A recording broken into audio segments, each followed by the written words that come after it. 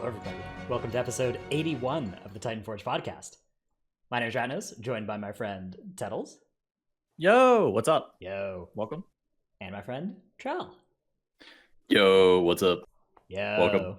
Welcome. So this week we have a bit of a grab bag episode. We have a bunch of topics to talk about. Mostly this is going to be questions that got sent in from you, the viewers, the listeners, and we'll be talking about those. We also have a bunch of, when we came up with this being our topic, we didn't assume there would be such a high news week, but there's since been quite a bit of news that has come out. So there was also I was gonna say there was also a lot of questions that were also asked. So we may end up doing this more frequently, I think. Absolutely, yeah. And we're continuing to be on Wednesdays as our beautifully edited intro intro screen said. That was my handiwork there. Although we might be pushing it back by like 30 minutes or an hour or something going forward. So, anyways, that's the administrative stuff. Let's start by just diving right into to all the stuff that's been going on. There's been a lot announced since last show. We can start with the dungeon tuning, because that's already in-game, which, in addition to this being the first week with the tyrannical change, which is now 30% more health instead of 40% more health, we have a set of mostly boss-specific nerfs, but also 2 extra minutes on the other side. I remember 43-minute dungeon. I remember you pointed out that they were trying to avoid doing 42-minute dungeons after Legion. I really wonder if they had a meeting about this and they were like, should we increase it by a minute? And then someone was probably like, no, wait, we said we wouldn't do 42. Okay, let's give it to 43 minutes instead. Maybe. Yeah, the classic 42-minute Arcway and Halls of Valor, that they said they weren't going to do again. Didn't those go up to 45 as well at some point? Didn't they buff the timers on those by 3 minutes? I swear they did. Not those. They buffed the timer on. They buffed the timer on Cohen to be like 38 or something. Yeah. Cohen got to a weird number because in Legion it was all increments of 3, right? It was like 30, 33, 36. Or maybe that was BFA. BFA was like that. Yeah, BFA was as tall as 30, and then there was a couple 33s, and there was like no weird ones. Waycrest Manor was 39. Yeah. Shrine of the Storm was like 42. Shrine of the Storm was up to 42, yeah. Although I think that was also buffed at some point in the expansion. Yeah. It started at 39. Yeah, that's right. Yeah. And of course, Toll to Gore went from 39 to 36. So I think this The Other Side change is definitely welcome. This is the second time they've done this. It was 39 at the start of this expansion as well. It's just such a long dungeon. There's so much running around in this dungeon as well. Back in beta, there was like a portal, right? After you killed a boss to go back to the ring. I don't think so. I think you had to run. You had to do the 2 minutes of running no matter what. Okay. I think that they could have solved the 2 minutes of running by just adding a portal after the boss, though. That seems like a pretty good change that wouldn't involve messing with the timer. Yeah, I don't know. I mean, it is a long dungeon. I do find the running to be pretty annoying. Like the running to the zones, I get, but the running back, I would be nice. I would agree. Yeah, definitely. The other changes we have are Hakar nerfs to its damage, which I don't think is as big of a deal for this boss as the Tyrannical nerf on Tyrannical weeks, but definitely makes it less punishing to go late. Dealer's IX Arcane Lightning nerf. And then Necrotic Wake inspires. We have some slight nerfs to bosses, makes it a little less punishing to get targeted for Dark Exile. And Zav, 10% additional health reduction on Zav, lined up with the Tyrannical change. I think this is a really good boss to target with a direct health reduction. Dude, why didn't they just hit the banner? Like, I feel like the easiest ones of like, okay, so all these changes are like good on these bosses that they hit. The Hakar one, the Nalthor one, and the Zav one leave you questioning like, why exactly did they hit what they hit? Zav, they should have hit the banner by like 20%. Nalthor, they should have hit his shield. Like the champion's boon, 100% crit. Like nobody actually cares. Well, this makes it less punishing to not like meld or block the Dark Exile. They fixed that. They fixed it to where you can't do that to the Dark Exile. Well, have you seen Nagura's clip where she gateways as being targeted? Warlock gateways as being targeted. Does that it works. still work? That's awesome. Great. So there's the new technology. Wondering about that. Yeah. Do you know if priests can still grip people back from the Dark Exile midair? My I heard guess that would be got yes. fixed. Okay. I heard that got fixed. That's what they intentionally targeted with the fix, but maybe that's not true. Yeah, I guess I mean, eventually they'll squash all those bugs, but for now, people are just going to keep finding new ways to avoid the Dark Exile in the high keys. But I think this is nice. This is a nice way to make it feel less bad to be targeted, right? Like, the more you amp that buff up, eventually you'll want to be targeted. Except for the specs that cooldowns are 100%. It's 100% crit. Yeah, it's 100% crit already. Yeah. As melee, you weren't even getting to use the buff at all before, because you'd land, you'd have the buff, but then you have to AFK for a little bit to drop your debuff off, and you finally go hit the boss with like 1 second left on the buff. Yeah, so I think this is a good.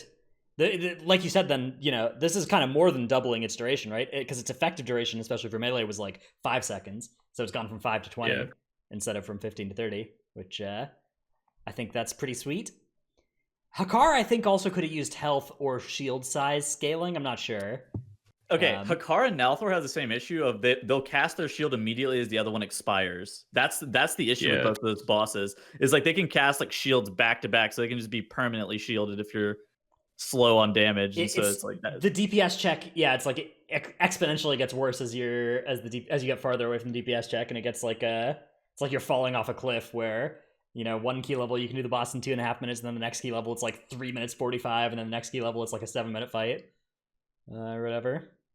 Yeah, I really wish they would just move the cooldown beginning from triggering when the blood barrier starts to like the end of the blood barrier expiring. Like then the cooldown triggers then, so there's a guaranteed period of time where you can hit the boss. And same thing with Nalthor's shield. I think that those would be some clever ways to hit it, or like limit the amount of casts per fight on those, so that they, you know, they're percent health based cast as well. That would be ideal, actually. some kind of just some kind of protection from these fights that have the tendency to, you know, pile on as the fight goes longer, to pile on a little bit less. I don't think, like, I think these are really good changes. I think with the tyrannical nerf as well. Yeah. Have you guys been doing tyrannical keys this week? How do you feel about the potential of this being like bringing the two affixes somewhat in line? I haven't done any yet, but I would imagine it's going to help at least a little bit. Certainly. I mean, it's 25% nerf to tyrannical. Tettles, have you done enough keys to have a take? I've done some, and like this week is the easiest tyrannical week by like a pretty considerable amount due to it being explosive and bursting. I think for higher level stuff it's still really rough. I think once you like, I do think in like the 15, 16, 17 range it's like, wow, all right, this is a lot easier, especially since like a lot of the walls in these dungeons are bosses. Plaguefall has Margrave and Domina, and it's like, all right, those are a lot easier now. Necrotic Wake, of course, has like Nalthor and Stitchflesh and shit, and it's like, all right, well, those are a lot easier. Marth too. All right, those are a lot easier to now deal with. I think a lot of the walls in a lot of the dungeons are just the bosses. So I do think that it actually brings it a lot more in line, especially at the 15, 16, 17 range. I do think it's like a lot to deal with once you start getting higher, but of course Blizzard doesn't really worry too terribly much about like balancing around 21s and shit. Yeah, I think that the fact that you'd feel it even in 15s tyrannical before, like you felt it, you felt it hard on some bosses. I think that, you know, if you're a player that can like push 20s, the 15 shouldn't feel that rough with tyrannical. So I think this is a good nerf. I agree that maybe there needs to be more done, but I'll reserve judgment until I've done more keys with the new tyrannical. I think that we mentioned this last week, but the other affixes that accompany tyrannical are just so much more rough as well. Like both the dude, they have like raging every single week, raging or necrotic or whatever, and it's bolstering too, and you're like, all right, dude. Yeah, I mean, it makes sense, right? Because raging fortified that's a no. That's a that's an affix combination that there's a good reason that only happens on the tournament realm, not on the live servers. There's also been some other changes. Some raid nerfs have come in. None that affect mythic difficulty, but a lot of normal and well, actually, a few small ones from Stone Legion generals that affect mythic difficulty. Nerfs to health of the Goliaths and the skirmishers, which is actually, this is kind of a boss where it's hard to nerf it. By reducing its health doesn't necessarily reduce the difficulty for mythic, especially if you're already on farm, because now you just have new timings to learn, or like you're going to push too fast and get new bad overlaps that you hadn't timed before. It's a cursed fight. It's like there are not very many. There are a lot of knobs that normally nerf bosses that you can't actually turn to nerf Stone Legion easily, and these are kind of among them. Like they do make it easier, especially if you're progressing for the first time on the fight. But for if you're a guild that's already killed this fight, these are going to cause you to have to relearn stuff. Whereas most other nerfs just make it easier all around. And then a lot of nerfs to different bosses on heroic and normal, which I don't have too much to say about. I haven't done too many. Actually, I have done heroic the last couple weeks. We've been doing sales, but obviously this is aimed at like people that are progressing heroic still. And they also did a bunch of PvP nerfs and stuff. A bunch of nerfs to some PvP specs, like Holy Pally. Not huge nerfs or anything, but there's some stuff in there. So I don't know. There's been a lot of action in these hotfixes. This is the third week in a row where there's been a lot of movement in the hotfix department. I kind of like it. I think this is cool. It is definitely good to see them rolling out stuff like this every week.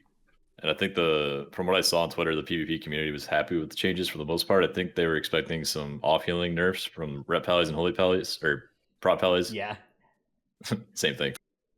But everything else seemed warranted at least. And it's good to see them doing 3 Mythic Plus tuning passes week by week. Some more raid tuning, although the Stone Legion second nerf was kind of weird, to be honest.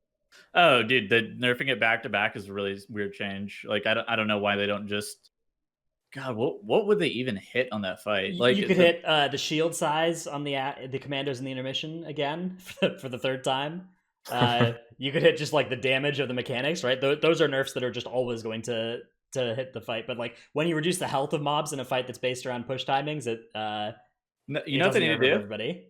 They need to make the commando, instead of nerfing the shield on the commando for the 4th time, they need to extend the duration of the commando shield by 2 seconds. Or reduce the amount of anima you have to deposit in each of the intermission phases from like 10 to 8. That'd be wild. That's pretty common. That's not my idea. I saw that suggested by some other raiders. That'd be a wild nerf. I mean, yeah.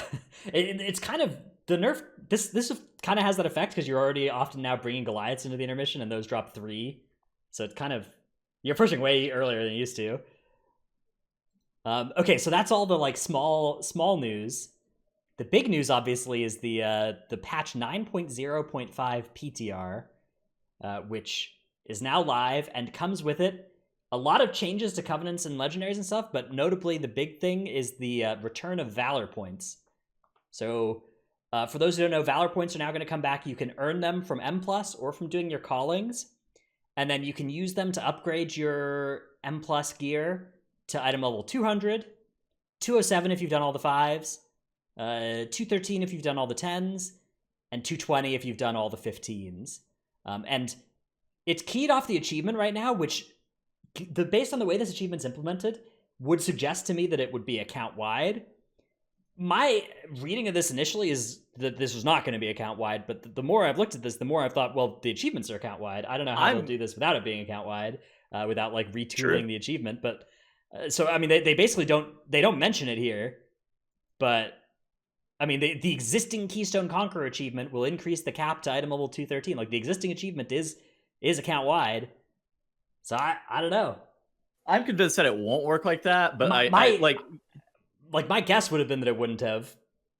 But the achievements are account. I don't know, man. Like it's not something that I was even asking for or anything. But that would be kind of sweet to be able to just like if you've done all the 15s, you just make any power gear and all. And you have to get the gear from M+ is the thing, right? Like you need gear from Mythic Keystone dungeons, but then you can upgrade it, and you have to use the Valor points to upgrade it as well, which are on some amount of. It's not like PvP where it costs you honor to upgrade, right? And you have you can farm infinite honor. The Valor is on this weekly time gate system, right? So, or is it weekly time gated?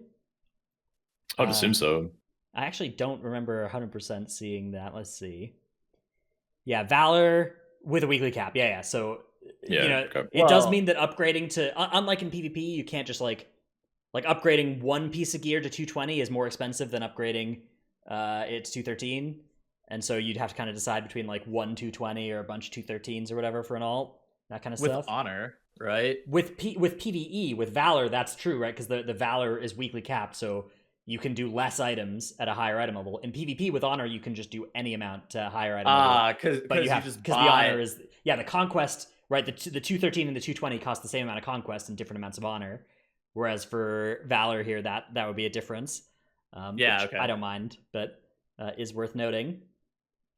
Is worth noting for like alts, I guess. I don't know. I mean, it's a weird. There's a little bit of weirdness there, but I think this is a pretty great initial swing at it.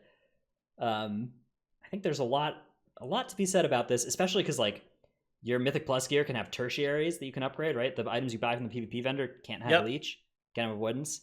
I think there's been a lot of the kind of knee-jerk response, both by me and by a lot of people, has been, why does PvP get to go to 226 and 233 weapons when M Plus gets to go to 220, right? Like, is there, what's the reasoning behind that, right? Because if you look in this paragraph, there's the the vault should represent a major goal and the source of the best rewards the end game has to offer. But like PvP gear is not that way, right? PvP gear, your best PvP items are not the great vault ones, unless you got lucky, right? You have better ones, just the ones that you chose to purchase from the vendor, right? And they go up to the same item level. Whereas in M Plus, there's an item level discrepancy between the vault and the Valor systems that doesn't exist in PvP, and so also doesn't exist in Raid. If you were to change the systems, would you make PvP only go up to 220? I actually think that there's a lot of merit in making PvP and Mythic Plus Valor / Conquest only go to 220 and not having the 233 weapons. Yeah, maybe like 220 with 226 weapons for both M Plus and for PvP. I wouldn't hate that. I actually would not hate that. And then like Raid is 6 item levels higher on both fronts. Because like I don't know. I mean, I don't have a problem with Raid being better than M Plus and PvP. I guess to me the weird part is when M Plus and PvP have such a difference in philosophy, right? So like, I was gonna say too, like, dude, we saw PvPers getting so upset over Mythic Plus gearing beginning of patch too, because Mythic Plus has so many you can get 210s in all your slots, right? And PvPers have 184s in all their slots, and I for the record, that should change too, right? PvP should be getting end of match rewards that are 200, 207, 210 if they're up at high rating, I think. I don't know. I mean, like, there's a couple different trains of thought here. One train of thought is that all three gearing sources should be different from each other and should have different strengths and weaknesses. And I think that does make, like, that's a reasonable take as well, but I'm of the opinion that they should be more standardized and you shouldn't have these glaring weaknesses in how your character is geared based on what form of the game you want to play. And of course, I mean, at the top end, I think doing all three for the very best gear should of course be, I mean, that has always been and will always be the case, that if you're willing to do all three forms of content, you're going to have better gear than somebody who isn't, right? That's my character. My character's always that, right? My character's item level 227 now. It is vibing hard. I've got like 2 upgrades from Mythic Sire or something, and there's nothing else that upgrades my character anymore. And like, that's gonna be me regardless of what they do with any of these systems, right? It's just gonna change maybe which week that happens for me. But it's not a big deal. But I think that gap between the single-minded players of one form of content, right, whichever of the three, that's a pretty wide gap. And particularly, I think the gap between those players and the all-content players is pretty wide right now for the first couple months of the patch, and could be shrank. Curious to hear what you guys think about the whole thing, though. I mean, I think the separate gearing systems and like all having a niche where they're good at gearing characters, like Mythic Plus early on, and then Raid medium gearing across to the content, and then PvP like ultimate gear by the end is cool, and it's good on paper, but it's just not realistic for most of the player base. I feel like most people play the game for one or the other, like PvP, Mythic Plus, or Raid. A lot of people don't play for both Mythic Plus and Raid, or both Mythic Plus and PvP, for example. I think like having a system where all three branches of content are separate but equal would be better for the game overall. But again, I kind of get like how the first one works on paper. I don't know. What would you do differently? I would just either make all three branches drop 226 gear upgradable at some point, just like PvP is now, or make them all 233, just like PvP.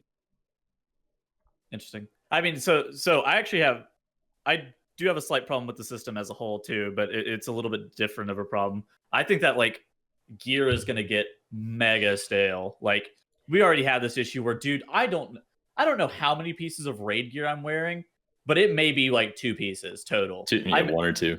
I may be wearing 2 pieces of raid gear total, but even then, it's like I don't want to have to wear double on use every single patch until the end of the expansion because Imperial Ordnance and IQD are things that I can get from dungeons. Like that shit sounds awful. I don't want to do that. That sounds miserable, and I don't want to wear the exact same gear every single tier because badge is so good for people. Imperial Ordnance plus IQD is so good for people. The Hakar trinket is just like a perma equip for tanks. Like, yeah, I don't Harlan's know. loaded dice, Memento of Anger, Boda. We've had these trinkets that you just like, they, you know, Spyglass, they drop and they're bis for the whole expansion, right? And every new patch that comes out, they just go up 30 item levels or whatever the difference is going to be this time. 26, I think, is going to be the Shadowlands number. And it's like, I don't think the vendor creates that problem. I think that problem exists anyway, like Kronos is saying. And plus, like, even if you couldn't buy the on-use trinket with currency, you would just hope for it in your vault, right? If it was that bis. Exactly. So either way, you're gonna have to use double on-use. I worry. I don't know. I worry that gear is just going to get really stale, especially with this. I mean, obviously it's going to get stale regardless because, like you said, the vault is still a thing and whatnot. But it's like, damn, this is going to suck later on. My character's gear, like all the PvP gears, has that problem as well now because of how strong PvP gearing is this expansion, right? Where like, you know, a lot of classes are just going to have like badge, insignia if those are good, or badge one of the two, and you know, PvP weapons, and that's.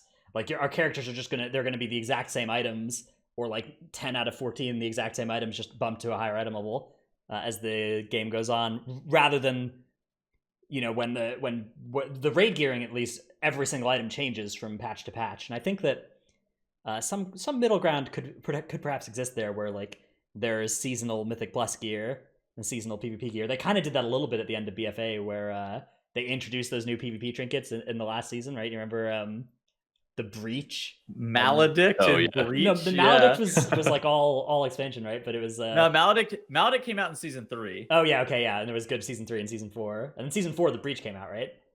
Yeah. Spite was the season 4 one. Okay, that was the bullshit one. I forgot about that. Yeah, the one that increased your corruption when you were standing. Yes, yes, and then RMPs would literally go fucking sheep into blind into sap on you, and you're like, get the fuck out of here, man. Why do I have 60 stacks of this goddamn spite? Because it didn't break. Yeah, you're just there with like 30 inevitable doom or whatever. Like they touch you and you just die. You're like, okay, man, you gotta stop that.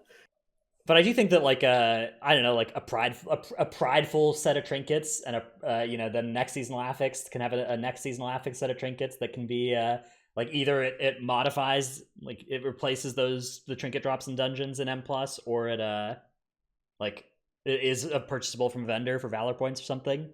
Yeah, and that way it's there. I agree with you. This is a problem. I don't think this is like a big problem, but I do think it does add some staleness to itemization. I mean, it's amplified even more by the vault. But like, I mean, it exists because of the vault. It's amplified more because of this new Valor point system. Right. That's what I meant.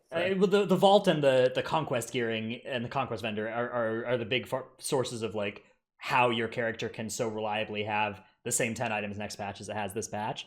Exactly. And Valor will increase that number. The other complicating factor for this is the raid drops are lower, right? Our characters are wearing less raid gear than ever before. And so I don't think I've ever worn this few raid gear. Oh my god. That will those are the pieces that change patch to patch, right? That too. All of these factors are combining to make us have the same character. You remember whenever the show first started and Trell was talking about how he just wants to do Mythic Plus and he doesn't want to raid ever and shit like that? Here we are. You don't have to raid ever, Trell. Congratulations, you got it. You can get versatility haste gear from the PvP vendor. Bud. Well, now it's okay. I can raid an M+. I don't want a PvP. That's 2021, Trell. Yep. Somehow I'm completely opposite now. Yeah. It's like, shit, give me back better raid gear. I don't even care anymore. I'm done. I mean, I don't mind raid being better gear than M+ and PvP again. Like that's how it worked most of the game. It's not how it's always worked. The game hasn't always been that way. In vanilla, your best gear was rank 14, right? That was BIS until what, AQ or Nax or something? I don't know, man. You think I play classic? That was that gear owned. Let me go back in time and ask 12-year-old me that played vanilla very, Yeah. very, very casually. He'll know. So I don't know. I mean, I think the TLDR here is like, I think that just this change alone already is looking pretty sweet, and it seems like they're interested in iterating it. Like twice in this document, they say that it's like this is their first draft at it. So I think there's a good chance that they are. Yeah, and they've also, it's not like they're just doing M plus gear. They've also, there's Ian had a tweet that was like, hey, we're also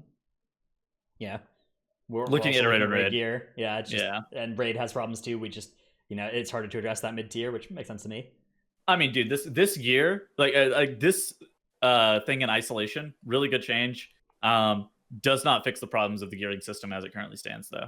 Right, takes a bite out of them, though. I think it takes a big bite out of them. Definitely helps a lot. Yeah. I don't know. It's definitely good that they're implementing this. I think it's pretty clear that they think Mythic Plus is still a subsystem of raid, and it should be lumped in with how you gear for raid. I think a lot of people think differently by now. Mythic Plus has been around for 4 or 5 years, and they want it to be their own branch of content. New players coming into the game that saw people doing dungeons on stream just want to do Mythic Plus, and they think, surely there's a way I can just only do this content. But the player base, that side of the player base at least, and the rest of the player base in Blizzard have very different opinions. So it's going to be interesting to see where they actually go. Yeah, it's tough as well because, like, even though you can get enough gear just from doing M plus to do M plus, you can't compete with the raid and PvP geared players, at least like not until late into a patch, and even then it's like you're not going to be that close to geared with them. That's due to the old philosophy of World of Warcraft in general, where item level is king. I mean, that's why people get upset that they don't get invited to like Mythic Plus groups or whatever through LFG, right? They believe that they have enough item level or Raider IO score. It's both, right? It's either, but it's like both. It's either one. They believe that they're entitled to that group because they have done the Raider IO prerequisite and they have the item level prerequisite, so they believe that they should be entitled to that group through LFG. I mean, it's how it's always been, right? But like, there's always going to be somebody more geared than you. There's always going to be somebody who's higher IO than you. Particularly, yeah. You talked about this before, but of course, just like that, you will learn as soon as you create your own group. If you put a plus 15 mists in the group finder, you'll get 300 applicants in the first minute. I didn't even need the key. I was literally on a 161 character that if anybody looked up, they'd be like, "What the fuck is this?" Yeah, and there's like 100 applicants in a minute or something. So that's of course our advice for anybody trying to find keys is make your own group, unless you are like 30 item levels and 4,000 Raider IO score above the content you're applying to, you're gonna get declined because somebody is applying with that. That's true. Also, it's worth mentioning real quick that each patch is different, and so like coming out of the last patch of BFA was rough for me personally because that was a patch where you could actually get full BIS gear at least by the end of the patch and have equal gear to the highest other geared player in the world. That's the kind of thing that I enjoy, and so coming from that into this patch is just really rough. If you want to play at all, there's a chance that you'll never even come close to the highest geared player of that class. Yeah, I do think that, like, particularly after a couple months into the patch, if you're a one track gamer, obviously you should be fully geared later than the 3-track gamer, but I think you should be approaching it at least at that point. I think it should be possible. Yeah. Yeah. It should at least be possible, but slower. All right. Let's talk about the Covenant and Legendary tuning news real quick here. So this is the first sweep of changes coming in 905. Fleshcraft, pretty big buff here. Bigger shield. And while channeling, you get a 30% DR. A lot of people have been asking me about whether this is going to be good for tanks. Maybe. I don't believe that preventing yourself from being able to like block, dodge, parry is worth a 30% DR generally. So I don't think you're going to press this button while tanking for that benefit. It's definitely not better. Yeah. Well, some tanks it probably wouldn't be bad for, like a Guardian Druid or something like that, right? Or like a Guardian Druid's quite a bit over half the hits that come in, so you'd be taking 50% more damage for a 30% DR on average. Okay, never mind. Well, a lot of their DR. Well, okay, I guess they have a lot of armor, but yeah, you're probably right.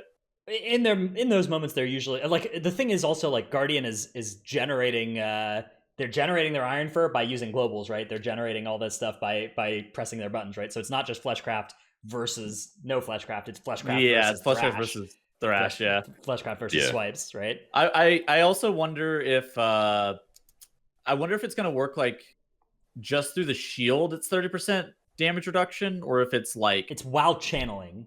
So yeah, like is that through your whole health? Like can you hit it and then like okay, so if your shield is expired but you're still Fleshcrafting, I bet you'll keep the DR. Yeah, that's actually a pretty big deal though. That'll be good for like DPS players in raid, DPS players in M+ in high keys. That would actually be good for tanks. Now that I think about it, you can't do it while you're actively taking hits, but surviving any kind of bolt or boss mechanic is basically like Zen Med. Like you just treat it like Zen Med as a brewmaster, and you have a 30% DR. That's actually pretty good. Versus magic cast, that's actually a really good point. I didn't really think about it like that. And dots as well. If you're sitting there with like 5 stacks of a bleed or something, and you just channel this thing, and you're healing yourself and reducing the bleed, which a lot of tanks can't do if they're not in melee. So it is a useful button, particularly for those situations, but it's not like it is a situational button in the way that Zen Med is. Like there are a lot of fights where you do not press Zen Med. True. And I believe there will be a lot of fights where you, besides precasting, won't press Fleshcraft. As a tank, as a DPS, tank. As a DPS, that button is fucking OP. That is extremely strong now, which is good. I think that Necrolord was the one covenant that like didn't have a good button there, right? Door of Shadows, Soul Shape, and Vial of Serenity were all pretty big powerhouse buttons in different ways, and Fleshcraft was pretty anemic. So I think that this was a great target for buffing. Death's Due and Shackle were buffed for DK. Seems good. Death's Due was one that was really OP a little bit in beta, and they kind of nerfed that thing into the ground. Shackle is the Kyrian one, which it's gone from a 5% to an 8% DR. It does some more dam as well. It's starting to get in the range of consideration, I'd say. This thing is like my Death Knight's Kyrian, because I was thinking File, if I was ever going to play it in raid, this tier was going to be good. But man, I kind of regret that choice. But now I kind of unregret it a little bit. Raid buff meta boy. Yeah, that's true. It doesn't bring raid buffs. It does bring AMZ though. You know, if you don't want DPS Death Knights, you want an AMZ. It's true. Now we're talking. Demon Hunter here, their Necrolord ability was reworked, which is good because their Necrolord ability used to be inactive, but we know that Demon Hunters have this problem where there's just too many buttons on your bar, so they've given Demon Hunters a passive option instead, where it's now a proc that can call forth a demon, which Throw Glaive will explode. That heals you and does some damage. That was good. Honestly, like Demon Hunter is the only class I have that doesn't fill up my bars these days, I think. Yeah. Although Psycho in chat being very upset over Dratnus' comment. It's kind of a cool ability, though. I don't know. I mean, it's tough to imagine it being better than the active ones, right? But because it's a proc, but maybe. They nerfed some conduits for Vengeance. The hammer still hasn't dropped on Vengeance yet, don't worry. They buffed some druid stuff. Endless Thirst, Adaptive Swarm, Rejuve by a very small amount. Just a bunch of off covenants getting buffs, basically, is the TLDR here. All the mages that aren't Night Fae. Monk, barely worth a mention here, but Renewing Mist is now 2.1% of base mana instead of 2.2% of base mana. Oh yeah, I saw that. Warrior. Yes. Okay. So this is the last big news that's on here. Besides, I think the most meta ability to be getting buffed here is Primordial Wave going up. That one's a little weird to me. But Conqueror's Banner is now, instead of planting a banner that's an AOE like small crit buff, it is Brandish the Conqueror's Banner, granting 400 mastery and 30% increased movement speed to you and your 2 nearest allies, and preventing movement speed from being reduced below 100%. For 15 seconds. Very cool. All right. Attention warriors, I am a mage. Come to me and my combust is happening in 5 seconds. Disc priests, please shadowmend and PI me. No, dude. This is going on boomies. The warriors got to leap out to the boomies, or the boomies got to come in with the unholy DKs. Well, we need that mastery. Yeah, so the Fey Guardians has been buffed as well. So how do they buff that? If you're using Fey Guardians on a Boomy, I think you can get CA down to 2 minutes, which lines up with Banner and PI. And so I think you can have 2 warriors that are, or one Ameni Necrolord warrior, because Ameni is gonna proc off this as well at the same time.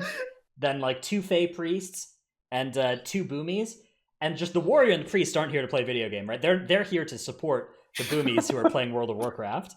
And those boomies, boy, do they get to play World of Warcraft. That's that 10k DPS kind of shit right there. Yeah. They will ascend. That is some real fucking damage that you'd be able to do with that. This is big for Prot Warrior potentially being like a meta world first style tank. But in order to use this, you're going to actually have to go in position next to the two targets you want to give the mastery to. They'll drop the banner next to the people to like charge back. Well, that's not how it works anymore. It brandishes it, so it's just when you press it, you and your two nearest. She is big for Prot Warrior. That means they have two big raid benefits. Yeah, it's your battle shout and also the banner. Dude, Rally and Cry is 35% HP. Rally and Cry is scaling up with the conduit as well. As the expansion goes on longer, Rally is getting better. I think Rally is better than Anti-Magic Zone. Like, no meme. Rally and Cry is only, like, Warrior looks worse than DK because Warrior does worse damage. Rally and Cry is a better defensive than Anti-Magic Zone. Rally is, with the conduit, is 35% of your health or some shit. Like, what the fuck is that? And it's a 2-minute CD. Yeah, that conduit only getting stronger. That conduit's bullshit. Yeah, for the record, I hate this, man. I hate these Conqueror's Banner, Power Infusion, Fey Guardian stuff. Like, I hate these the Tier 3 sub abilities. Magics. Yeah, these buttons you just press that like they're not for you, right? You press a button that makes somebody else numbers go up. Even a many, like a many, I have lesser problem with, but the ones that are just like big power spikes to small numbers of players. Yeah. Yeah. Get me out of There's here. been some good versions of these things in the past where they're like really small benefits to the party members. Like there was something where when we used artifact abilities in Legion, I think it gave like 1% crit from some classes, like that stuff's fine.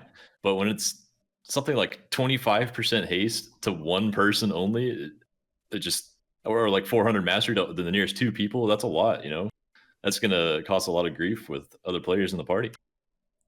What was that Fire Mage one in Legion from their weapon? Like the nearest 6 That's players what I was or something got crit? They got like 2 crit though. It wasn't a big deal. Yeah, it was also just like a minuscule amount. And we don't remember it that well because it wasn't awful. Somebody in chat's asking if the support playstyle is only a problem because of Warcraft logs and parsing culture. I don't think so. No, I think it's not fun to like have your spec be built around, how well other people do and like, not just like how your button, how effective your ability is based on what specs are in your group and like how good they press their buttons and like you have to coordinate with them for power infusions or whatever. Like, man, I hate people it. Are also so dumb and they're like, will look at your damage and be like, oh, he's only doing this amount of damage. And you're like, bro, obviously that guy's actually doing 700 DPS more due to power infusion. Like, what the fuck is that? Certainly that exacerbates it, and like it would be less of a problem if people didn't care so much about parsing. But like, I don't care about parses at all, and I hate it. Right? Like, I think it's annoying. I don't give a single bother about any of that. Obviously I'm a tank, but like even when I wasn't a tank, I didn't care about that.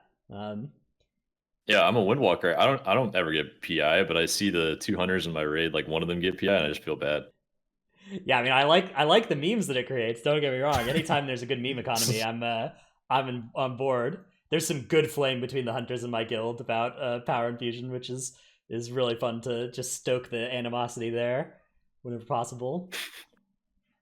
All right, let's see. We have a couple of questions from Twitter, which I think we actually did a good job of covering these. So let's jump into but thanks for sending us questions on Twitter. They shaped our direction of the discussion there at the start. That's from Woo Meme and Olaf. Let's do tip of the week, and then we'll go to the rest of the viewer questions that we have. So my tip of the week is condensed Stygia is the reward from the Great Vault. You always get one of these items, but you could get up to 3. There's a good chance. Well, you can choose to take them instead of an item if there's no good item for you. You can get more Stygia. But my tip is, and this is extremely degenerate, don't open these. Don't open these things. Leave them in your bags because there's a chance the Blizzard's going to reset Stygia. But there's also a chance that when they do, they won't delete these items. So if you have nothing that you need the Stygia for right now, you can start stockpiling these bad boys. And then when the patch hits, you can be like 3,000 Stygia ahead. That's like that's a couple Maw weeklies. Think about the power level you'll have in whatever the next Stygia grind is.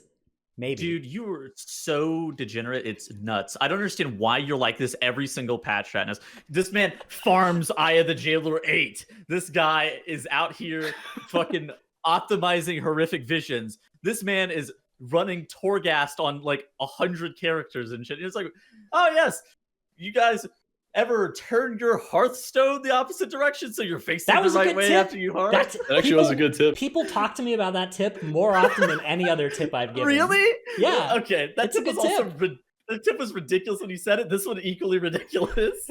This honestly, this is the kind of tip where I'm kind of hopeful that just if a couple people do it, they just will think about it and not have it work. That's always what I'm hoping for with any of these stupid things, is that they don't work. But you know, best of both worlds, right? I hope it doesn't work either. That shit would be really annoying. Nobody has any idea if or how they'll reset Stygia as well. There's a lot of different ways they could do it that this wouldn't do anything against. But if they happen to like turn our Stygia into silver and not delete this item, that's when us that saved them will be rewarded. What if they just delete Venari and we have to earn all new rep with a different dealer? That would be so funny. Oh, dude, that's what they're probably gonna do. Like, I don't know why you. That's like actually what may happen. It actually kind of makes sense in the story. Oh, yeah. There's like a new ingredient that you have to get, but you have to. Okay, so there's a new resource, but instead of just everything costing that resource, you actually have to spend an equal amount of Stygia and that resource for everything. So like you still have to farm Stygia as well, and you just fuse it with the new Stygia to buy the new stuff. I can see that. Yeah, there's a lot of ways they could do it. That's gonna be sweet. The Maw is so cool and fun. Charles, what is your tip of the week? Mine has to do with dungeons again.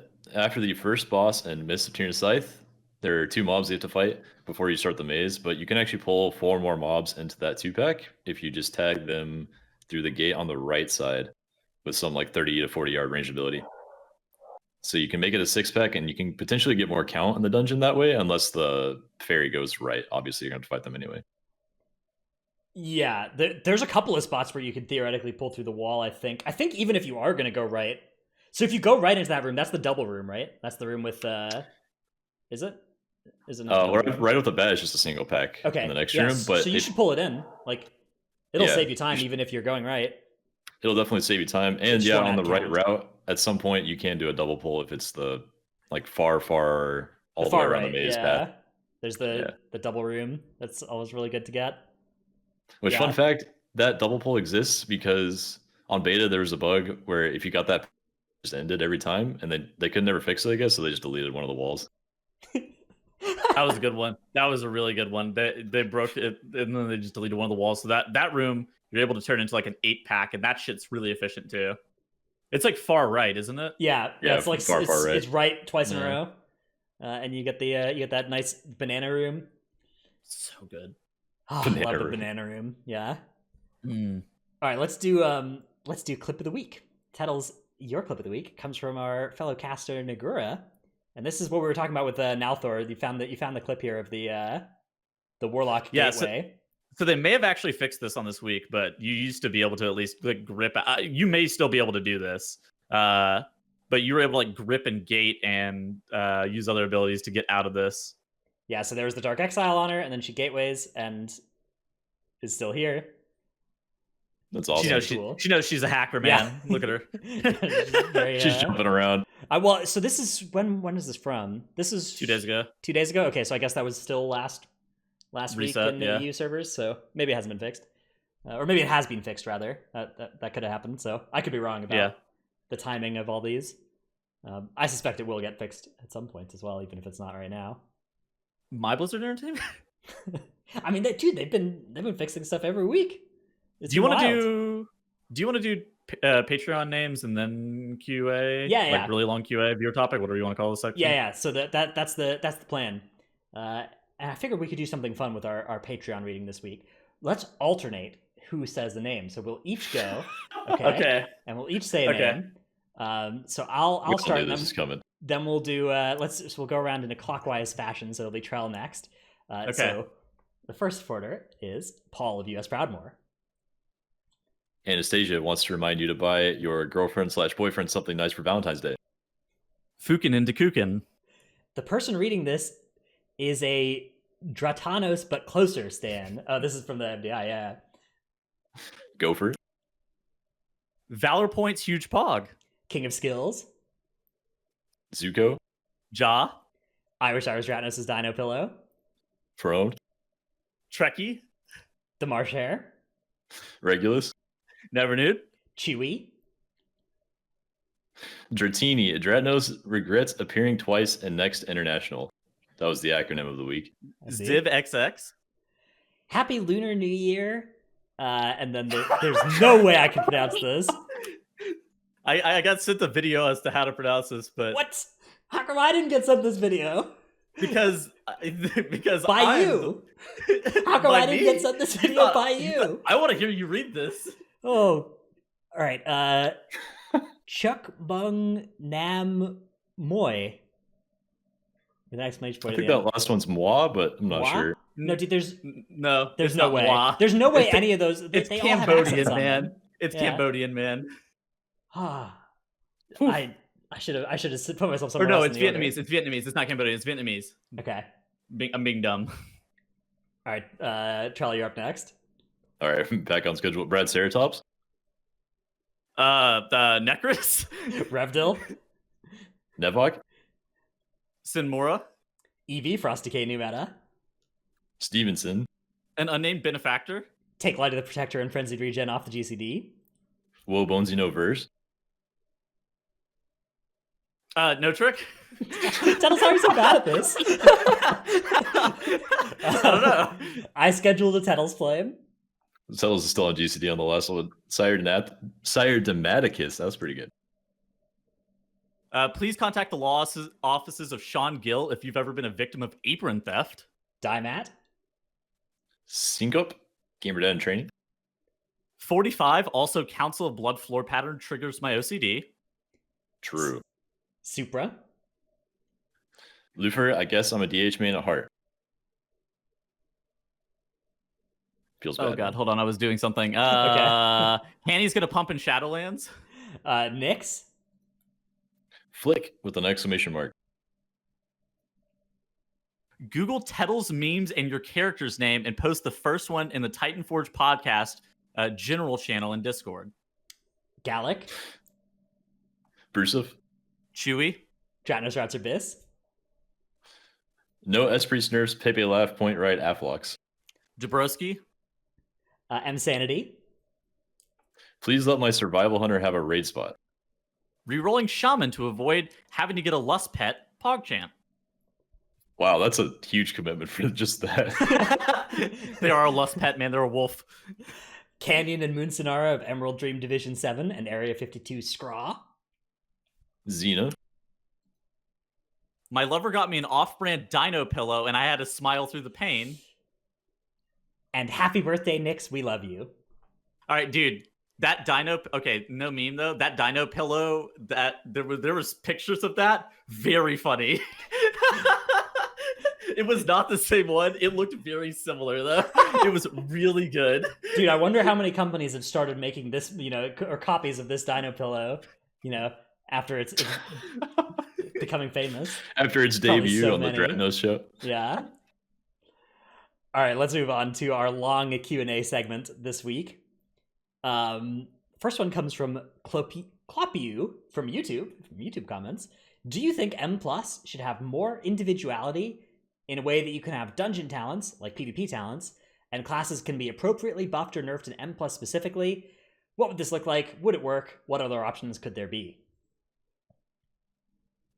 I think that's one big thing that they should do, in my opinion. I think they should introduce an MMR. They should have some specific gear, like we were talking about earlier on the show. I don't know how much they should invest in that. I don't know how much they should invest in Mythic Plus only talents, but I think there should be something to make it stand on its own more so, just like PvP can. Yeah, I think that classes working, I think that one of the big challenges of this game is there's just so many different they've tried to move in this direction of making this class work the same in all forms of content, and I understand why they want to do that, but it does add this huge problem where like you nerf Malefic Rapture by 20%, and that's probably fine for raid. That's probably helpful for raid going forward for Affliction or whatever. That's probably a good nerf in raid, but like, does the spec need that in M+? You know, is that the direction we should be going with the M+ balancing of Affliction? So I agree that some elegant way of adding knobs that let them not have to come up with the nerf that correctly hits the right ability to nerf them in the right forms of content and maybe buff them in the others, right? Like we talked about this with Resto Druid, where like Resto Druid last expansion, how are you supposed to nerf that thing in M+ while not making it worse than it already is in raid? So I think, yeah, like M+ coefficients just changing, like how they do with PvP, where it's just like this ability is 20% less effective in PvP. Adding that sort of thing for M+, I think that has some downsides, right? There's downsides to your buttons behaving differently in different forms of the game, but I think that the upside of getting those extra knobs so that you can not have to like be like, well, this spec sucks in this form of content because it's good in another would be good. As a theory crafter, that sounds fucking awful, by the way. I'm just sitting here thinking about it. Like, they're going to have to, like, set up, like, completely different spell coefficients for different forms of content and shit like that. And I'm just sitting there like, oh, my fucking God. I'm just have to, like, rewrite guides and shit based on random-ass coefficient. It's just so convoluted, but maybe it would be a lot better. I'm not even saying that I'm sure this would be better, but that would be the way that if I was trying to implement this, that's what I would do. I think I would probably try absolutely. it. I mean, just think about all the classes that are never good at Mythic Plus because they have certain damage profiles that don't make it so that they're good at both AoE and single target ever. Right, like, and so you buff like Carve or Butchery or whatever, or like Wildfire Bomb, but like you can't just buff Wildfire Bomb because then Jungle's too good in PvP or whatever. And those situations exist for so many specs because everything is tuned for raid and there's no separate system for Mythic Plus, and it's not its own standalone branch, which is what we keep coming back to. So even though it would be annoying for like theory crafters, I think that would definitely be the play for bringing it into its own content and balancing more classes whenever they are more able to. Yeah, it being more annoying for most theory crafters is certainly a downside. Would be more annoying for Tettles though, so upside. Opie in Discord asked the next question, who says, something that feels bad right now is hitting that weekly chest breakpoints for Mythic Raid with a roster size of 21 to 25. What are our thoughts on this, especially the idea of getting loot from the content you prefer? This is so the question here is like, if you have 25 people on your roster, most of those people aren't going to have their third raid Great Vault slot, right? They're going to be sat on at least one boss, right? Besides your tanks and like your chorus healers and your chorus DPS, those like 15 raid slots that swap out are not going to get every boss kill, and so they're not going to get the last slot in the Mythic Vault. I'm of two minds here, because I like that once you kill Sire, that has an upgrade on your, like, not even the permanent adding Sire items to your loot table, but just, like, full clearing the raid is better than, you know, being 7 out of 10, right? You get an extra slot in your Great Vault. I think that's cool. I don't know maybe you could just make, like, Sire and Stone Legion count for 2 bosses or something on that tracker. I think the biggest issue is the fact that like most people don't have like 233 weapons and they're hard to come by. Yeah, so if you have a 230, yeah, exactly. If you have a 233 weapon, you care a lot less. Mm-hmm. Like I was sitting here and we were doing like our raid comps this week in our officer meeting, and I'm sitting there like why do people care about the Great Vault filling out 10 out of 10? And they're like, well, you have 233 weapons. Most people don't. It's just like, okay, never mind. This makes a lot of sense. Yeah, I'm not sure. Maybe I would want to try and find a way to preserve the, you know, full clearing being better than not full clearing for it. But at the end of the day, I wouldn't mind it just being reduced from like right now it's what 3, 7, 10 to what 3, 358, 358, 258. I don't know, some change to numbers to make it so you could sit a couple bosses and still get your box. Yeah, I do think 358 would work better. Yeah.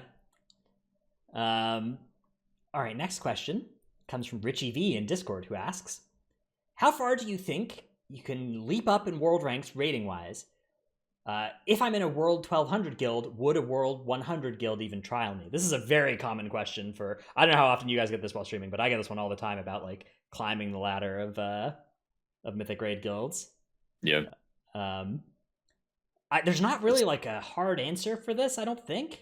I think a lot of it's going to depend on like how good you look in your current guild, right? Like I think if you're just like if you look like you're roughly just like an average member of a World 1200 guild, you probably are only going to be able to get trialed up to like World 1100, World 1000, right? 900 like or something, yeah. 900, yeah. But like if you're in a World 1200 guild and you're blasting, right? You're like demolishing the logs or something.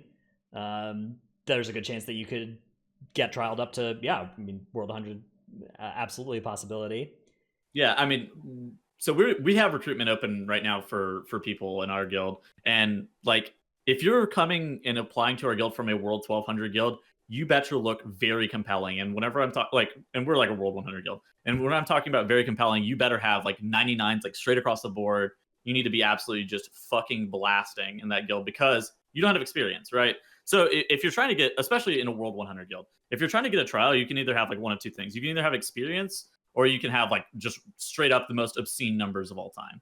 And like you'll get a trial based on potentially one or both of those things relatively easily, assuming that the guild that you're applying to wants that spot. And it's like, yeah, it's very fluid. It's like your SAT score and your GPA. It's very fluid for applying to a college. Whereas if you have a very high GPA, but not a great SAT score, some colleges would still take you. Whereas if you have a very high SAT score and a medium GPA, a lot of colleges would still take you. Yeah, I guess that's kind of a good analogy. I think this idea of like leapfrogging all the way up, it's so hugely like it's both based on you just need to be owning, and also there's some luck involved, right? Like you get the opportunity to play with some players in a really high end situation, and you are owning, and then that you can potentially parlay that into an invite to like that. In Emerald Nightmare, I went from being in a heroic guild to being in a cutting edge guild, skipping all the steps in the middle by virtue of playing with people in the guild and being impressive or whatever. And then from there, I made another small step up to being in a slightly better cutting edge guild, and that's where I've been ever since. And since then, we've just been taking that guild and making it better and better. I think that's kind of going to be a natural way of doing this. Is if you're roughly at the right level for where people are about as good as you in the guild you're in. The way you'd go up is you just want to raid more hours, that kind of stuff, and you will do better by raiding more hours. But I would say that focus on becoming that best player in your World 1200 guild, right? Focus on like owning, and then you can get that much bigger leapfrog up, or settle in for small upgrades each tier. Side note, it's really easy to get a lot better parses and logs if you're in a better guild too. That's true. And parses and logs are really not the end of everything. They're such a it's something that a good player in a World 1200 guild is good. You're going to be able to see them on the logs, but you're also going to see a lot of bad players parsing well in World 1200 guilds.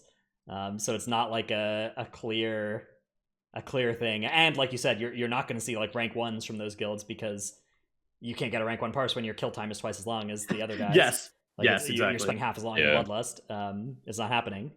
So there's so many factors at play, and like the higher the rank the guild is, the cleaner everyone's going to play, and so much of each individual's damage comes from other players. It's insane. Like just having a extremely consistent Lust player is one huge example where sometimes lower ranked guilds like World 1000 guilds probably just don't Lust on the same exact builds like in every pull, I hate that, dude. My guild doesn't do that. My guild does. We are so bad at pressing our Bloodlust at the right time every pull, man. It's partially because we just have like a different Bloodlust person in on different pulls. Really? Or different bosses. We don't have like it always be the same person. But if any of our people who can press Bloodlust do learn to just always press at the exact same global every single pull, then they got a raid spot forever. So that's upside. Yeah, I don't know. I feel like it's like the really, really, really sick players that are like way better than the guild they're in. You can usually tell that, but like you can't always tell if there's like whether somebody's like an 80th percentile or a 20th percentile player relative to the guild they're in, just from looking at logs. Unless you're willing to dig deep in, which World top 100 guilds aren't gonna go and like Sherlock Holmes your World 1200 logs and like figure out like unless you write a really compelling app that that resonates really hard, we're not going to take a look at and like try and come up with reasons to justify why you done. I mean, it's kind of easy this tier to kind of tell. Like, right. You look at, there's a couple fights that you look at, is this person griefing the shit out of the raid on Sludge Fist? Mm-hmm. And if the answer is no, then I'll look at like other stuff, right? But the thing about the World 1200 guild, right, is I don't know what exactly boss that guild is on right now, the World 1200 guild, but those later bosses, the Sludge Fists, are like in the past, there's been some bosses like Jaina where you could really easily look at like freezes in the intermission. Chain breaks on Sludge Fist are going to be a great way of looking at this as well. Damage on a fight like Sludge Fist is also a pretty easy metric, but like, if you're trying to move up from a guild where you're killing Mythic, Shriekwing, Altamore, and Hungering, right? Like those are going to be hard for higher end guilds to glean much off of. All right, next question comes from Scoregasms in Discord, who asks, assume Blizzard will preview what the Season 2 affix will be, but before that, what do you guys predict it will be? This is kind of a multi-layered prediction because we need to predict what the raid will be to predict what the affix will be. Yeah, it always has to do with the raid, so I have no clue, actually. One of the 4 covenants. My guess is that it's a Kel'Thuzad raid, and the affix will be called Plagued. There will be zombies. Zombie theme. Wow, that was really specific. Yes, that is my guess. And in like 1 out of 1,000 universes, this is right, and I'm going to look like I'm leaking inside information. That's what's going to happen. MDI caster leaking information on his weekly podcast before BlizzCon Live. That's my prediction. I have no idea how the competitive WoW subreddit detectives will be on your ass, Stratnos. What do you mean? Do they love me there? They love me in that subreddit. I know. Either you guys have predictions on the Season 2 affix? I mean, it's either that or one of the other covenants to do with the raid. Like, that's the Maldraxxus raid, if that's true. And honestly, I don't know. It could be any of the 3 in my mind. I have a prediction that it will be Thing from Beyond returning, except with a Vulpine Fox for the Ardenwald raid. And if it connects with you, then you do 80% of your damage. And if you keep it at bay, you do 120% damage after it expires. Ooh, that would actually be pretty cool. Can Fox from Beyond. Fox from Beyond. Whimsical. Fox from Beyond. Can you imagine doing whimsical? That's the name of the affix. It's a bolstering necrotic Fox from Beyond key. Oh yes. Creeping. Yeah, I think Charlie, you're right. It's really just going to depend on which zone we go to next, because I think everybody's kind of got this idea that we're just going to like cycle between the 4 zones and maybe the Maw, maybe skip 1 zone or something. And have I feel like the Maw's got to be last, right? Yeah, like, I think that's likely as well. Have you guys seen the giant area? Yeah, it's not giant, I guess, but like the blocked off area with 1 mil health mobs in there. That it does like later on. There's like a 6,000 damage per second dot when you're in there as well. As nasty. Next question comes from Trent in Discord, who asks, "What type of design, aesthetic, and mechanics would you like to see added in future dungeons?" Design, aesthetic, and mechanics. I think all of us would like to see Kids Curse stuff, like Tuttle's idea for an affix right there. I think that'd be cool. Yeah, so you play the mechanic well, you get rewarded. I think especially for the affixes, those are really, really nice. Okay, as for aesthetic and design, get me the fuck out of these tunnel dungeons, man. Like, get me fucking out. Literally remake Eye of Ashara or something. Literally, just give me one big ass open dungeon. Halls of Atonement is the best dungeon in this expansion, and Halls of Atonement goes boss 2, boss 3, straight into boss 4 in a tunnel fashion, and somehow the literal courtyard area is what we strive to do because it is the most fun. And you know what? We can overlook that shit ending just because the beginning is actually not bad. I don't mind that because there's not too much trash there, right? It's not like it's just like a boss gauntlet kind of, which I'm fine with that. I don't mind boss gauntlets. I don't mind that just being part of the dungeon. One open ass dungeon that we can pick boss orders as well. Like, I want to pick a boss order. Like, God, get me. Like, honestly, remake Junkyard. I don't even care. Junkyard kind of fucking sucked, but at least you could go boss. Okay, you couldn't. Well, that one you couldn't because the stupid the hard mode robot was. God, that was dumb. The open dungeon was awesome. Like a Taldazar, Freehold, Eye of Ashara, Junkyard. All those are good dungeons for that. Yeah, I always held up as well Underrot as an example of like if it's gonna be linear with bosses in a 1, 2, 3, 4 order. Yeah. I think Mr. that was a good way of Tyrannosaurus doing it. and Underrot. Yeah, Mr. Yeah, Mr. this is Tyrannosaurus hits fine. that Underrot mark where it's like, it's like a pretty good That with the dungeon. maze is not the most poggers Oh moments. no, after Miss Collar's badass, but Yeah, after Miss Color's good. I'll give you that. And the Yeah. start of the dungeon's okay, although that the start of the dungeon is kind of plagued by the pulls being so like some of the pulls are so much harder than the others that like there's actually not that much choice once you realize that. Tyrannian villagers are bad. Yeah. Yeah, I Yeah, don't the know. design of Underrot or Motherload, I think was really good for having like big open areas and boss and big open area then boss constantly. Yeah. And that, like that's so non-existent this expansion. There's one area in Mists, there's one area in Halls. DOS. Theater, you choose Hardened which Wheeled, wing to kind go, of. but like the wings themselves are pretty on rails. You know what, the Kultha Rock area, at least there are the different directions you can choose. I think that you will see more directional decision making there. Like I think a lot of it as well as Prideful is putting a lot of pressure on hitting certain mob count breakpoints in certain spots, and that actually, as much as I like Prideful, I think it's a good affix. When it goes away, we will see a big opening up of like, okay, we don't need to hit there's not this pack that we always skip because it scuffs your pride timings, right? Right. So I think that'll improve things in a couple of these dungeons that like theoretically have options. Yeah. Motherlode is a great example. There was a boss order difference. I remember in the MDI, some teams went to the last boss first, and then. Hey, I did that. That was a long time ago. Yeah, you did. That was You ever just go straight to the last boss? It only took us like 15 minutes to get there, but never know. Next question does not have a name next to it, so it's an anonymous question. I'll get a name for that. It's one of those accidentally anonymous questions due to Tettles' incompetence. It's 888 Killjoy 888. Okay. And their question is, tertiary stats and Stygia-free gem slots are the last remaining generally unpredictable bonus. What do you think of them? Fun? Annoying? And the bonus question is, should we hold or restore existing M+ items with tertiaries in light of Valor in case we can upgrade drops from before the Valor patch came out, which we probably can.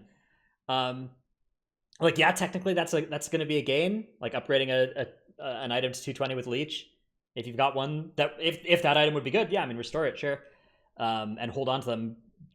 I see no harm in holding on to those sorts of items, at least at this point. You could. Not a big deal. I think that's something to just think about going into the next patch. Mm-hmm. Next raid tier, I should say. Like starting to really look at tertiary stats and sockets and keeping a hold of those specific Particularly items. if they let them go up to 226, then the fact that you'll have like 226 tertiary items potentially that can be what's weird? That can let you make your choice on which items to spend Valor on.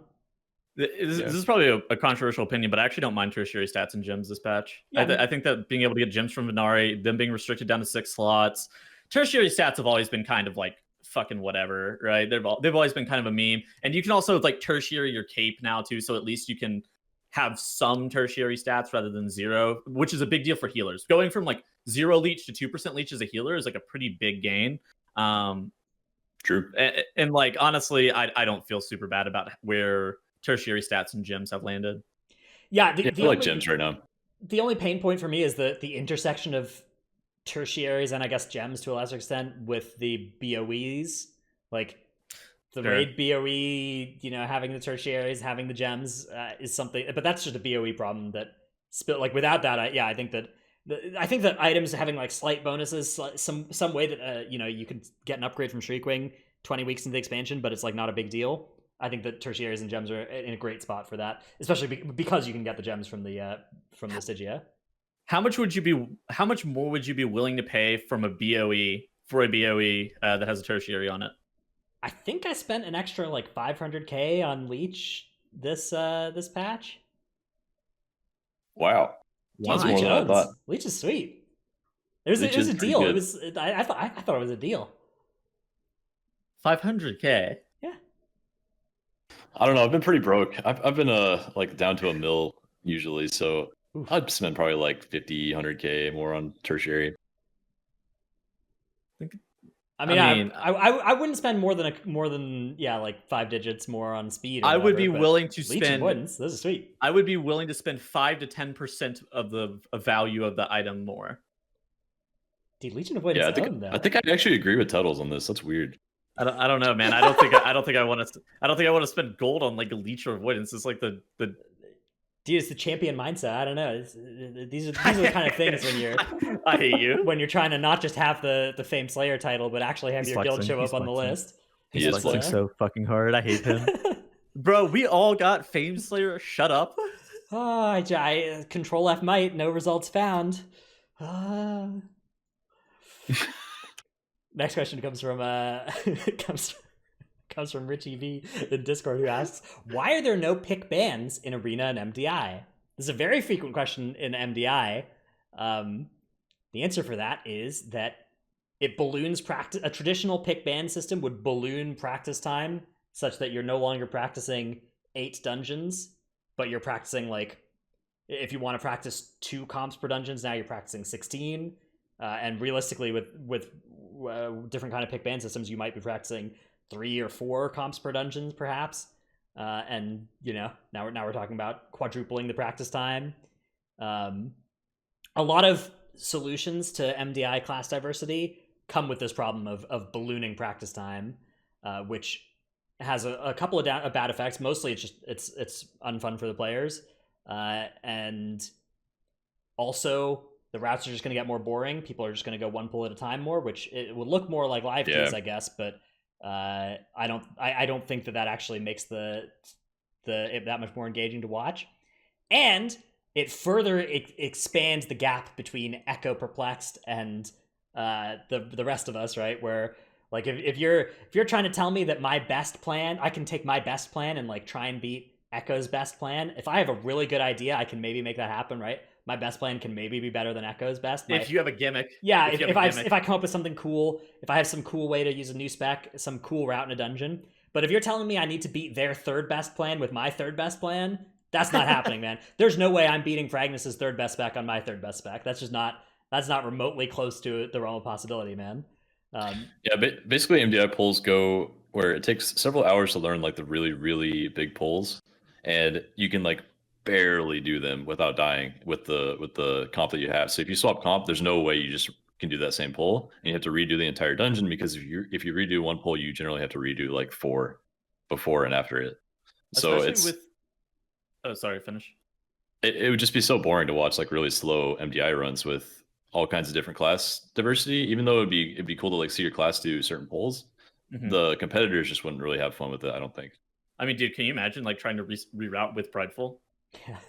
Oh my god, yeah. I mean, you just have to. I mean, depending on how many different comps you had to practice, things would just slow way down. I do think that there are some creative options that would like maybe work for increasing spec diversity in MDI, but I think that it would have to be like I don't know, like some kind of in advance you know determine which teams are going to get which comps in which dungeons or whatever, like by bidding for them or auctioning them or doing like pick bans in advance, and then you have like that one comp in that one dungeon.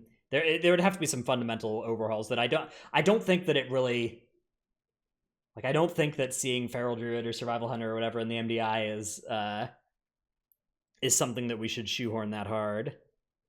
Similarly, in Arena, there are, I guess, a couple more specs that see play, although it's been less, right, as the AWC has gone on, different specs. And it's also a case of like the best teams on their second best comps. In Arena in particular, like these teams will come up, right, and they like have their comp, and like they have some rogue comp, that rogue in the sense of like some unknown comp, and those teams would get smashed way harder with the addition of pick bans than the like the multi-classer top teams already. I think that WoW also lends itself to just like a bunch of people who have like a main and don't reroll. Yet these MDI teams are not like that at all, where they're willing to fucking eke out 1% more. Multi-classing is already heavily incentivized by the MDI. Any sort of pick ban system makes multi-classing even more valuable and makes having like a main even worse, right? Being a player with a main spec. And so yeah, I think that's definitely another problem with it. I'm not saying that there aren't ways to improve the MDI though. I think that's there's a lot of the first things that jump to mind for improving the MDI. I think there's been a lot of discussion about a lot of them, and they're just not. It's not as easy of a competition to do that with, because it's so different from direct PvP. There's so many like inherent stabilizing measures, right? If you're playing rock paper scissors, right, and rock wins 34% of the time and the other two win 33% of the time, right, rock gets slightly buffed or whatever, and you're playing against another person, that fixes itself, right? You're going to throw rock a little bit more, but you can't just throw it all the time, right? Because then the other people will just throw whatever counters it, and there's a stabilizing factor there. But in a PvE situation where I'm just like battling a computer, I'm just going to throw rock every time then, right? And so is every other team, right? And so the smallest, because of the fact that it's not against other players but it's against the dungeon, the smallest of advantages get amplified so much, and there's not an easy way of fixing that. I think that is a problem with MDI in general, is that there's very little suspense. Well, I don't think that's actually true this time. I think that, like, if you look at this season's MDI, there's one of the most common complaints I saw Asmongold's tweet about MDI was that, like, you knew who was going to win potentially before the game started, but as soon as the first wipe happened. But I don't think that's been the case this season, actually. First of all, 2 different winners, 2 different cups. Second of all, this last cup, there were 2 different series with the same 2 teams. So, like, this happened for 2 different teams, right? 2 or 4 different total teams, where they played each other and one team won, and then they met each other again later in the tournament and the other team won. That happened twice. Yeah. There are 2 different teams for which that was the case. Lower seeded teams beat a lot of upper seeded teams in both this cup and last cup. And between weekends as well, there were series that looked completely different. So I think that the, like, knowing who is going to win already element is actually a lot better this time around than it's ever been before. Because I think that was a problem in BFA. In BFA, there were a lot of cups where the upper seeded team won every single game the whole time through, and that was indeed tough. Yeah, I think the close matches are actually really cool to see, and definitely more prevalent. So it's good progression in that sense. But lots of other problems the MDI is having are getting worse. So hopefully there's going to be changes soon.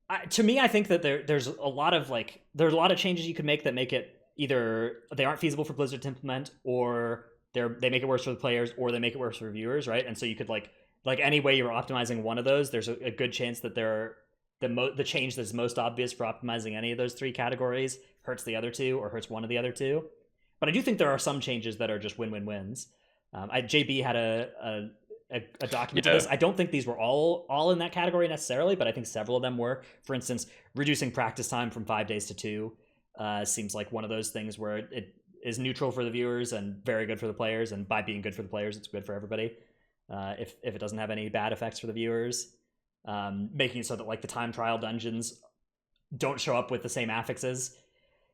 These decisions have been made, like the decision to have 5 days, the decision to have the same time trial dungeons with the same affixes are made so that, like, the theory behind them is trying to be friendly to teams with less time, right? The theory is supposed to be like, hey, I can't make Saturday, so let's make the time trial window longer so that I can still compete. And, like, hey, 3 of these 8 dungeons, I already know what the affixes are going to be, so that's less that I have to practice in the next week. But the end result is, okay, now the team that can do all 5 days is ahead of the team that can do all 4, whereas if it was 2 days, maybe we could both just do the 2 days. And then the other result is, like, for the entire rest of the next week, teams can just practice those time trial runs, so the practice time is indefinite. So I think that those 2 changes he suggested would be the first ones I would make, because I think that they are the least costly. And then if I would look into ways to further, more creative and broader reaching ideas. Yeah, I think they are going to do some of that too. I think they are as well. Yeah, I think there's some challenges with doing that kind of stuff mid-season. Changing rules mid-season is a bigger challenge than mid-season. They can't do that realistically because of legal shit, right? Right. That's what. And even if they did, it's like the ship has sailed for most competitors. Like, you don't go creating a brand new MDI team mid MDI season for the MDI that's going on right then. Well, especially because of the way points work. This has always been a thing with MDI as well, but because of the way points work, there's less incentive to start in Cup 2 than to start in Cup 1. Yeah, of course. I don't think that's inherently bad either. It does mean it's harder to fix things mid-season and actually have them change anything. All right, next question comes from Sean in Discord. Top 5 M+ dungeon bosses across the 3 M+ expansions. So we're allowing Legion, BFA, and Shadowlands. Any right. dungeon bosses. I'll Top 5. field some Legion ones. Okay. I liked Glazer from Vault of the Wardens, the eyeball guy. Okay. Oh yeah, I thought good That was boss. a good boss. I thought he was Although, pretty sick. do you remember when sometimes the mirror would turn 45 Okay. degrees instead of 90? Whenever he was bugged, I got irrationally fucking upset. But Yeah. other than that, I thought he was a good boss. The Court of Stars second boss, Talaxi Flame Wreath, was a with cool all boss. the imps that you had to kill. I thought that fight also kind of owned. And the second boss of Maw of Souls, I think his name's like Harboron or some shit. Harboron. Yeah, Harboron. I thought that those three were the good Legion ones that I remember at least fondly.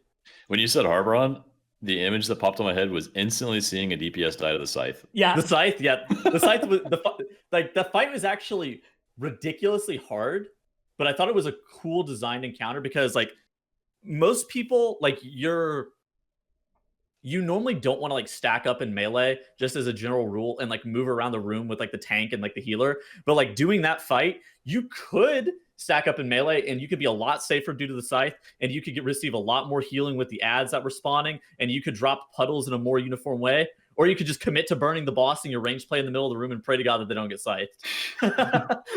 So there's two pretty like distinct ways of playing that fight. So I liked all three of those bosses. I thought they were all pretty good. Yeah, Legion had some sweet ones. It had some really bad bosses. It had a lot Legion of a lot one-shoters. of awful ass bosses. There were a couple good bosses. Legion had a lot of very bad bosses though. God King Scovald, remember his? Fuck that boss. Fuck Halls of Valor. That dungeon is bad. that dungeon had Herja and Scovald. Himdall. That yeah. was ass too. Himdall was tough. Good times. I did like Smash Spite from Blackrock Hold. That was a fun fight. That guy sucked. That guy was the charge dude that fucking knocked your group back in one shot.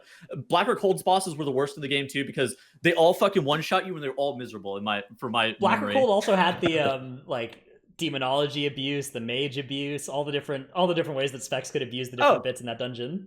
You know what I love the most? I love that physical damage bleed that the second boss did that hits you so fucking hard, and then the first boss and the last boss required you to play Titan guards on. I mean, that was a lot of bosses. There was a trinket with you needed 13 million shield. And you're barely living. Yep. That was awesome. That's very good bosses. I hated that shit. How about BFA? Any BFA favorite bosses? Any BFA bosses? Trying to think back and remember what some of the BFA bosses were. I pulled up the dungeon so I could read. So some of the bosses that I actually thought weren't bad in BFA. Shit. I thought that the last boss of Mechagon was pretty good. The HK8 aerial oppression unit, Junkyard, not King Junkyard, Mechagon. Yeah. I thought Junkyard's last boss was really good. I thought so too. I thought Kragmaw was actually a pretty decent fight, even though it was kind of rough damage wise. I thought that like how you did the fight was. I thought Sporecollar's Antra was a good one in that dungeon. I think that was not bad too. Waycrest Manor, I don't like any of those. Toldagor, there's all trash too. Motherlode, Azeroth. I thought Coin Operated Crowd Pummeler was decent. That's fine, boss. Yeah, I thought that was a fine boss. Other than that, had bad bosses. Temple Sethralis's bosses were awful. Borealis Dungeon, Shrine of the Storm's bosses were all awful. KR's bosses were fucking terrible. Freehold had pretty bad bosses. That had great trash. Trothak was pretty good. Was fine. Trothak was a good boss, yeah, aside from bugs. I think last boss was actually well designed too. Last boss was a little easy, was the thing. Harlan? Yeah. Yeah, but it required the group to stack and move, you know? Like, if you stacked and moved as a group, just like Harboron and Maw of Souls, I think it was actually a pretty good boss. The way you could do it in like one tiny area with good coordination was pretty cool. Yeah, you're right. I like that boss. But Sky Captain Crag and Captain Eudora were both extremely offensive. Maybe the Mechagon bosses were all really good. Yeah. Now I'm really thinking back on it. Especially the Junkyard ones, I think were all, and most of the Workshop ones actually as well. Those are pretty good bosses. Yeah, that's what I'm saying here. I'm like, damn, those were actually really not that bad now. I'm really thinking back on it. How about Shadowlands bosses? Early additions to the list here. I actually think most Shadowlands bosses are pretty good. I would agree. I think Margrave Stradama is, even though it's overtuned, I think that how you do the fight and like you're dodging the tentacles and doing the shit, I think that's actually a decent fight. It actually feels raid bossy as well. Like I think Stradama and last boss Moizala. Those bosses, Moizala. those have those kind of raid boss vibes to them, which I think is Last pretty boss at sweet for top. last bosses. Last boss at top too feels like that. Yeah, in my mind. that boss is sweet. That boss is not, like those are like phased bosses. Yeah, where, that's like, a good boss. It's like both Shadama and last boss of theater have like a last phase that is just more mechanics than the first couple phases, and I think that's really cool. Yeah, it feels like a good raid boss. You know, it's like a mini version of a good raid boss when that's Yeah. the case. I like Devos. Do Last you? boss of Spires of Ascension. I think it's a little long. I think he may end up being a little long, but I actually don't mind the fight itself. there's just not really anything that's like compelling hard about it, right? Well, it doesn't matter that it's hard. It's like a dance. I guess once you start picking up the spears for the achievement, it's a lot more interesting. Yeah, okay. I guess for the achievement spears, that's a thing. But yeah, Sanguine Depths bosses, bad. I actually think Tarvald is not a bad boss. I think Tarvald is just fucking overtuned. Well, it's just the overlaps are the hard Yeah. part, and so it's got this rough tuning thing where you either tune it so the overlaps are hard and the rest of the fight's easy, or you tune it so the rest of the fight's hard and the overlaps are lethal, right? Impossible.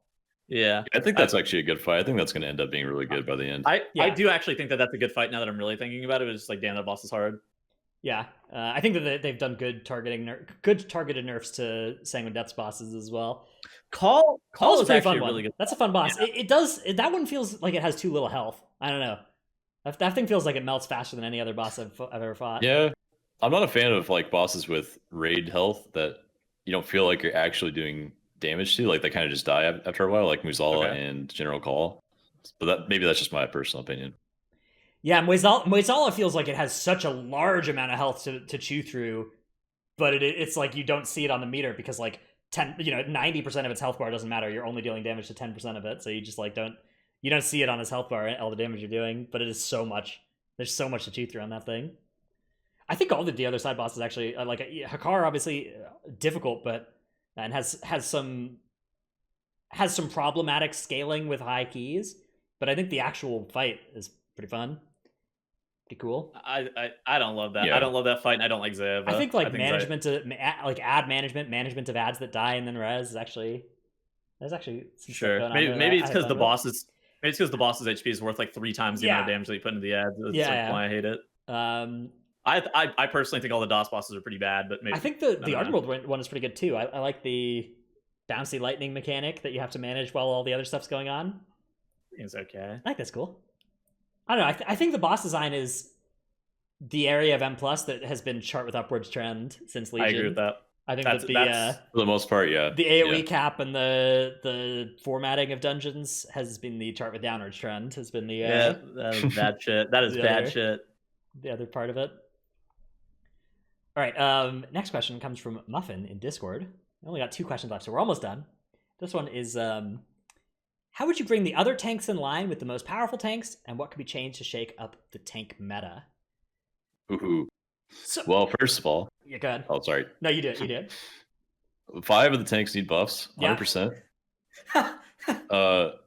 In my opinion, every tank should feel very powerful once they're at the heroic raid eye level to mythic raid eye level. And once you get to mythic eye level, you should feel like really good about your character and be able to tank stuff and not have to focus on just staying alive every single second of a dungeon on a 15, And in the past, that's been mostly true for once you get to that gear breakpoint at a heroic item level, you were just much more tanky than you were 15 eye levels before, and you could do the content so much easier, and it felt like you actually progressed. And so I think 5 tanks need to be brought up to DH's level, and then I think the dungeons white swings need to be nerfed by like 10 to 20%, maybe even a little bit more, so that tanks can feel that way again. And I don't know if this is their goal, but they really made every single tank kind of just feel like you're desperate to survive the entire time. Right. Yeah, I mean, I agree. I think that the other tanks should feel about as good as DH does now, and then all of that should also be brought up a little bit. Like yeah, tanking should feel a little bit better than DH does right now, and a lot better than all the other tank specs do right now. In keys, I think in raid, sad reality, tanking's good right now in raid. I think that the true. Like the amount that I think that the butt clenchiness of the last 1 boss fight, but the last 3, I guess, actually the last 4 even, is pretty great. I think that's like tanking in raid is interesting and difficult in a way that it hasn't always been. So I like that. I think keeping tanks somewhat squishy in raid is actually good. but they should not. Tanking an M plus is just so. It needs so much help because it's already, you can already see just like you already know by just how hard it is to find tanks that's a good example of just how few people want to do it right now. Yeah. Oh yeah. Like it should be a fun role like the others are. We're all like DPSs. Unfortunately, the most likely outcome of this is that they just nerf DH instead of doing the other things, but one can hope that they buff 5 tanks. That'd be really nice. Yeah, And shake up the tank meta. I'm still on the buff 6 specs, just DH by a very small amount. Yeah. DH, well, in the end, yeah. Yeah, it needs DH has a tough problem right now where it's like the best at, it's either the best or the second best at damage, at tankiness while it's in, and at kiting. And so like it should be maybe nicheified as in some way, like maybe and utility as well. It's the best. It's the best utility. So like I don't know, pick one or two of those things for it to be good at, and buff those a little bit, and then buff other tanks in some of those categories up to above where DH is in them. I think the minimum level of tankiness right now is just too low. Yeah, I agree. What could be changed to shake up the tank meta? Yeah, give more damage to the specs that aren't DH. I think would be the easiest way to change the meta. I think there's an issue with tanks because you always run so few of them. Like you run 1 in Mythic Plus, you run 2 in Raid kind of deal. There's so few just like tanks in general. So like of course your meta is going to be also more it's just stale. Like it's hard. That. It's harder to see, right? Because like in a key, I can compare my Fire Mage's damage to my Marksmanship Hunter's damage because they're both on the same details meter. You never get to compare, the Vengeance Demon Hunter with the Prot Warrior without looking at 2 different runs, right? They're never on the same details meter. Yeah, it's true. And without playing them and like the tank himself being like, oh, this feels different whenever I'm playing X versus Y. I like how this feels. I don't like how this feels. So I think that contributes a lot to how kind of tank imbalances don't get addressed and aren't even something that all tank players are really even aware of. All right, next question comes from, and this is our last question actually, comes from Alavencia in Discord, who asks, what is your number 1 tip for getting into PvP? Player versus player combat, something that of course a lot of people have been getting into. This season I did the most PvP that I've ever done. I know a lot of people have done that this time around. Get geared AF and beat up people at 1600. You walk into 1600 with 225 item level and you slaughter some nerds and you just start learning. So being overgeared relative to the people you're fighting against, obviously, like that's a really good tip. But it's not everybody. Not everybody can do that, right? Well, no. Okay, so here's the thing too. It's just like you're learning, right? So you like if you're overgeared. Okay, I'm trying to PvP like on my pugging series on my 185 Moonkin. That shit sucks. Like I could channel full convoke and I don't kill people, right? So then I'm having to actually like make moves into like actually kill people, and like it's hard to learn how to like set up goes whenever you're very new to PvP. So learning how to set up your goes with like instant cast CC, like a lot of that stuff. Like what is your win condition? What are your goes look like?